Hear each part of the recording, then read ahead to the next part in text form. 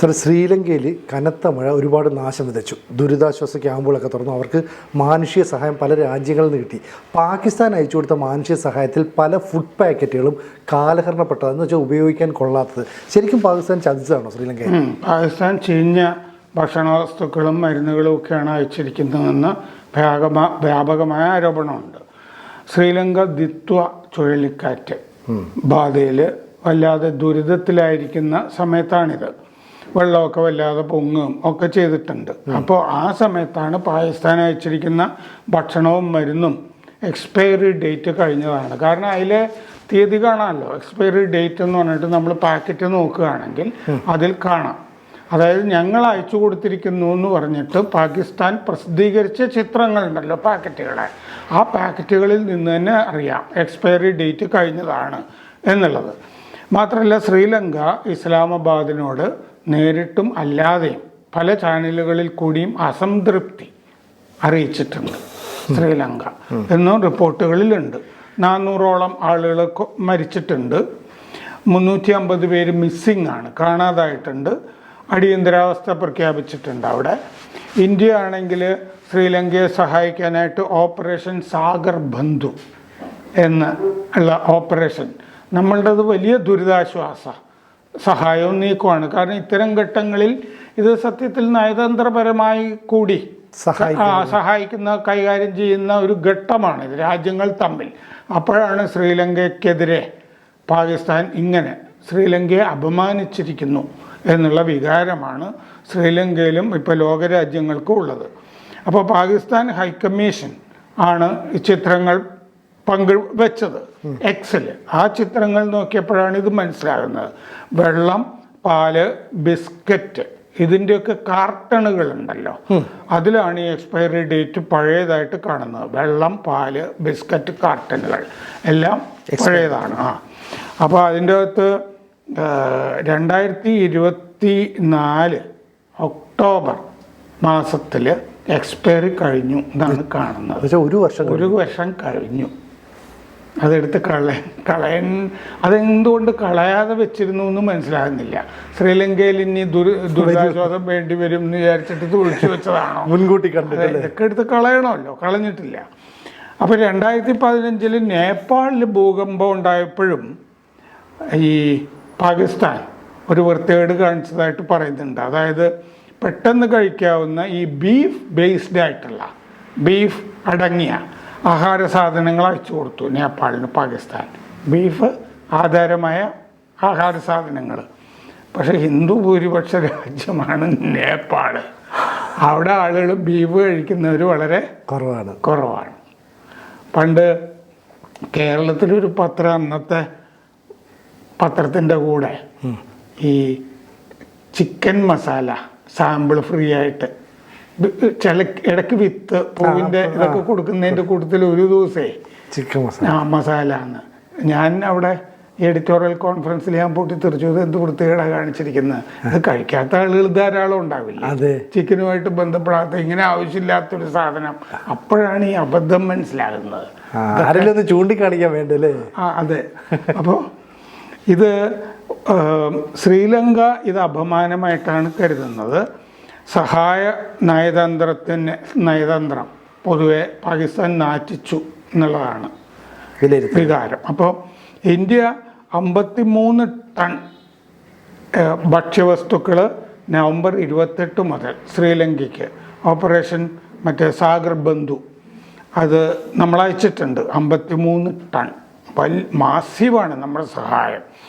ആഹാരം, കൂടാരങ്ങൾ നമ്മൾ അയച്ചിട്ടുണ്ട്, ടെൻറ്റുകൾ താൽക്കാലികമായിട്ട് പാർക്കാനുമൊക്കെ, കൂടാരങ്ങൾ, പുതപ്പ്, പിന്നെ ഹൈജീൻ കിറ്റുകൾ അയക്കുന്നുണ്ട്, മരുന്നുകൾ, സർജിക്കൽ ഉപകരണങ്ങൾ. അതുപോലെ നമ്മുടെ NDRF ഇല്ലേ, സേനയും ഒക്കെ രംഗത്തുണ്ട്. ഇന്ത്യൻ മെഡിക്കൽ യൂണിറ്റുകൾ രംഗത്തുണ്ട്, ഡോക്ടർമാരും ഒക്കെ. നമ്മൾ ആകാശം വഴിയും കടൽ വഴിയും സഹായിക്കുന്നുണ്ട്. INS വിക്രാന്ത് സഹായ രംഗത്തുണ്ട്, INS ഉദയഗിരി സഹായ രംഗത്തുണ്ട്, INS സുകന്യ സഹായിക്കുന്നുണ്ട്. 3 കപ്പലുകൾ. അങ്ങനെ നമ്മുടെ വിദേശകാര്യമന്ത്രി S. ജയശങ്കർ ഈ സുകന്യ കപ്പൽ ഈ ആഹാര സാധനങ്ങളൊക്കെ ആയിട്ട് ട്രിങ്കോമാലിയിൽ എത്തിയ പടം പങ്കുവയ്ക്കുകയും ചെയ്തിരുന്നു. 2000 ഇന്ത്യക്കാരെ നമ്മൾ അവിടെ നിന്ന് ഒഴിപ്പിച്ചു, വിമാനങ്ങളിൽ ഒഴിപ്പിച്ചു. 57 ശ്രീലങ്ക ഭടന്മാരെ നമ്മൾ എയർലിഫ്റ്റ് ചെയ്തു, സഹായിച്ചു. കോട്ട് മാലി എന്ന് പറഞ്ഞ സ്ഥലത്താണ് അത് ചെയ്തത്. ജർമ്മനി, സൗത്ത് ആഫ്രിക്ക, ബംഗ്ലാദേശ് തുടങ്ങിയ രാജ്യങ്ങളിലെ പൗരന്മാരെ മാത്രമല്ല, അവിടെ കുടുങ്ങിപ്പോയ പാകിസ്ഥാൻ പൗരന്മാരെയും നമ്മൾ രക്ഷിച്ചു. ഇന്ത്യ 4 കുഞ്ഞുങ്ങളെയും ഈ കൂട്ടത്തിൽ രക്ഷിച്ചിട്ടുണ്ട്. 2021 ഇന്ത്യ ഈ അഫ്ഗാനിസ്ഥാനിൽ ഇതുപോലെ ദുരിതാശ്വാസം 2021 അമേരിക്ക പിൻവാങ്ങിയ ശേഷം അഫ്ഗാനിസ്ഥാനിൽ ദുരിതാശ്വാസം വേണ്ടി വന്നപ്പോൾ നമ്മൾ അഫ്ഗാനിസ്ഥാന് ധാന്യം എത്തിക്കുന്നു. നമുക്ക് പാകിസ്ഥാൻ വഴി അത് എത്തിക്കാൻ പറ്റുമായിരുന്നുള്ളൂ. അപ്പോൾ പാകിസ്ഥാൻ വഴി ഇത് എത്തിക്കാൻ പാകിസ്ഥാനെ ഇത് ഏൽപ്പിച്ചു കഴിഞ്ഞപ്പോഴേ പാകിസ്ഥാൻ ഇത് വൈകിച്ചിട്ട് നമ്മൾ അഫ്ഗാനിസ്ഥാന് കൊടുക്കുന്ന സാധനങ്ങൾ ചീഞ്ഞാണ് അവിടെ എത്തിയത്. പാകിസ്ഥാനിലിട്ട് പണിഞ്ഞിട്ട് നാറ്റിച്ചതാണത്, ചീഞ്ഞത്. ഈ ലങ്കയ്ക്കുള്ള സഹായം, ലങ്കയ്ക്ക് പാകിസ്ഥാൻ ചെയ്യേണ്ട സഹായവുമായിട്ട് പോകുന്ന ഫ്ലൈറ്റുകൾക്ക് ഇന്ത്യ അനുമതി വൈകിപ്പിച്ചു എന്നൊരു ആരോപണം പാകിസ്ഥാൻ ഉയർത്തുന്നുണ്ട്. ഇന്ത്യ വഴി ശ്രീലങ്കയ്ക്ക്, ഇന്ത്യൻ വ്യോമമേഖല വഴി ശ്രീലങ്കയ്ക്ക് പോകുന്നതിൽ നമ്മൾ അനുമതി വൈകിച്ചു എന്ന്, അത് പൊട്ടത്തെറ്റാണെന്നും അടിസ്ഥാനരഹിതമാണെന്നും നമ്മൾ മറുപടി കൊടുത്തിട്ടുണ്ട്. അസംബന്ധം ആണെന്ന് പറഞ്ഞിട്ടുണ്ട്. ഡിസംബർ 1-ാം തീയതിയാണ് ഇസ്ലാമാബാദിലെ ഹൈക്കമ്മീഷന്, ഇന്ത്യൻ ഹൈക്കമ്മീഷന് ഡിസംബർ 1-ാം തീയതി 1 മണിക്കാണ് അനുമതിക്കുള്ള അപേക്ഷ കിട്ടുന്നത് പാകിസ്ഥാനിൽ നിന്ന്. നമ്മൾ 5:30 അനുവാദം കൊടുത്തു. പറഞ്ഞാൽ 4 മണിക്കൂർ മാത്രമേ നമ്മൾ എടുത്തിട്ടുള്ളൂ എന്ന് നമ്മൾ പറഞ്ഞിട്ടുണ്ട്. ഇതെങ്ങനെയാണെന്നറിയാമോ? പാകിസ്ഥാനിൽ നമുക്ക് വ്യോമ നിരോധമുണ്ട്. നമ്മുടെ വിമാനങ്ങൾ അത് കൂടി പറക്കാൻ പാടില്ല എന്ന് പറഞ്ഞിട്ടുണ്ട്. ആ നിരോധം ഉള്ളപ്പോഴാണ് നമ്മൾ നിരോധിച്ചില്ല. 4 മണിക്കൂറിനകം നമ്മൾ അങ്ങോട്ട് പൊക്കോട്ടെ എന്ന് പറഞ്ഞിട്ട്, വിമാനം ഇതുവഴി പൊക്കോട്ടെ സഹായമായിട്ട് എന്ന് പറഞ്ഞിട്ട് നമ്മൾ വൈകിപ്പിച്ചൊന്നുമില്ല.